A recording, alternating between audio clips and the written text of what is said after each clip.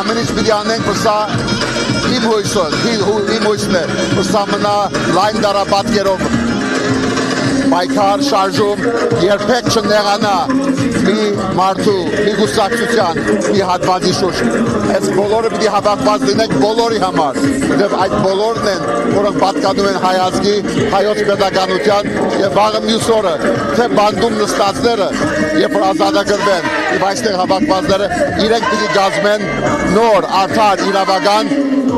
Հայաստանի միակ հանրապետության ղեկավարությունը վաղվա։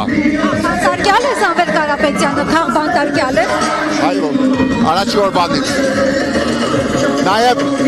մարդիկ մոդա է ասել, որ նաև խղճի բանտարկյալ է, բայց առաջի հերթին քաղաքական դրդապատճառներով նմանագող փոքրիկ դիկտատորների, բռնապետների վախ բորած, դավաճանած, երդումը դրժած, երգիրը հանցնած մարդու և մարդկանց ճղճիմության արկասիկ է սա։ Եվ սա ուղղակի բերելու է ժամանակից շուտ, արդեն ուշացել է, բայց ժամանակից շուտ իրենց անգումը և Հայաստանի Հանրապետության վերածնունդը։ Զայնագրությունը լսեցիք կաթողիկոսի հետ կապված։ Որ մեկը։ Զայնագրությունը, ըստ որի կաթողիկոսը աբեղաներին ասել է գնացեք Նիկոլի դեմ Չեմ լսել,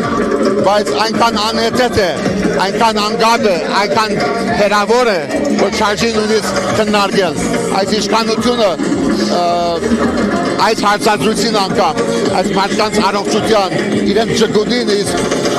արժանի չեն։ Եկեղեցին անցյալում ունեցել է իր սխալները։ Վարձը ղեկավարությունը նաև իմ թեկնածության օրերին ունեցել է այնպիսի շեղումներ, որոնք պետք է ուղղվեն շտկվեն, բայց ես երբեք դատավորի դիրք չեմ բռնել, չեմ ասել, որ դու այսպես։ Ես առաջին հերթին աշխատել եմ իմ թերությունների վրա, ես ինձ հաղթահարեցի եւ ես վստահ եմ, որ մենք ավելի ուժեղացած պիտի դուրս գանք ունենանք իրավական, ինքնիշխան, ազատ հանրապետություն եւ նաեւ պիտի տեսնենք, որ մեր եկեղեցին հավերժ արժեք է, որը մենք պիտի փայփայենք, պահպանենք, պաշտպանենք հոգեբես, աղոթքով այո, բայց նաեւ ֆիզիկաբես, եթե պետք լինի։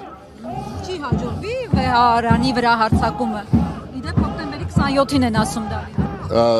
Թող փորձեն, բայց հայոց բազմատարյա եկեղեցին, մայր եկեղեցին երբեք ու երբեք իրենց բռնազավթման ենթակա չէ։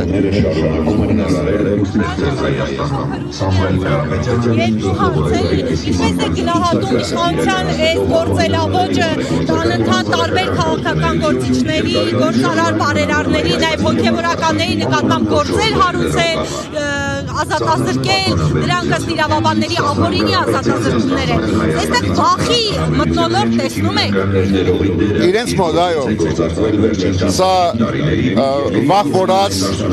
իրենց հոգեվարկը ապրող մանրիկ բռնապետիկների վերջին շունչն է, վերջին փորձն է, եւ սա մատնում է իրենց իսկ վախը, ջղջիմությունը եւ նաեւ այն իրականությունը, որ վաղը մյուս օրը իրենք չեն լինելու եւ մեր ժողովուրդը շատ մեծ խնդիր պիտի ունենա մեր երկիրը վեր հառնի այս ահավոր անցուդից։ Այս տեսակ հանրահավաքները կարողանան որևէ կերպ օգնել այս process-ին։ Այո, մենք պիտի զորակցենք մեր բոլոր քաղաքական բանտարկյալներին, զուգահեռաբար պահվող թե Երևանում, թե Բաքվում բարեկամ հարազատ կառավարությունների իշխանությունների կողմից իրենց ազատագրման պահանջի միջոցով մենք պիտի հասնենք համապետական համազգային ազատագրման եւ մենք պարտավոր ենք թե բարեգործի, թե սրբազանների, հոգեվորականների, պատգամավորների եւ շարքային քաղաքացիների ազատության միջոցով հասնել նաեւ Հայաստանի Հանրապետության իրավունքի նվաճման, այլ բավ է հերիք է, որ մեր իրավունքը, մեզ բացկանող իրավունքը զիջենք ուրիշին, որ այդ թշնամին ինքը փորձի բանեցնի մեր նկատմամբ։ Մենք պիտի դերը դառնանք մեր իսկ իրավունքին։